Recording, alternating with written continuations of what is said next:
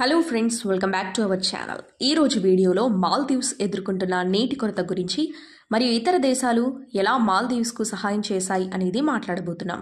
వీడియోను స్కిప్ చేయకుండా ఎండ్ వరకు చూడండి. నవంబర్ 2023లో ప్రెసిడెంట్ డాక్టర్ మహమ్మద్ మయూజు అధికారం చేపట్టినప్పటి నుండి కొనసాగుతున్న మద్దతులో భాగంగా మాల్దీవుల నీటి కొరతను తగ్గించడానికి టిబెట్ నుండి 1500 టన్నుల తాగునీటిని చైనా విరాళంగా ఇచ్చింది.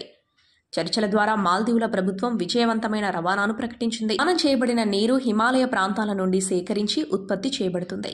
దాని శుభ్రత, స్పష్టత మరియు ఖనిజ సంపదకు ప్రసిద్ధి. టిబెట్ అటానమస్ రీజియన్ అధిక నాణ్యత ప్రీమియం బ్రాండ్ల నీటిని ఉత్పత్తి చేయడంలో ప్రసిద్ధి చెందింది. ఈ విరాళం వాటి విలువను మరింత మెరుగుపరుస్తుంది. చైనా మాల్దీవులకు సైనిక పరికరాలు మరియు శిక్షణను ఉచితంగా అందించింది. చైనా అటువంటి సహాయం అందించడం ఇదే మొదటిసారి. మాల్దీవులు దాని 26 ఆటోల్స్ మరియు 1192 ద్వీపాలతో వాతావరణ మార్పుల కారణంగా భూగర్భ జలాలు మరియు మంచినీటి తీవ్ర కొరతను ఎదుర్కొంటుంది. 2014లో మాల్దీవులలో నీటి సంక్షోభం సమయంలో భారతదేశం ఆపరేషన్ నేర్ నిర్వహించింది.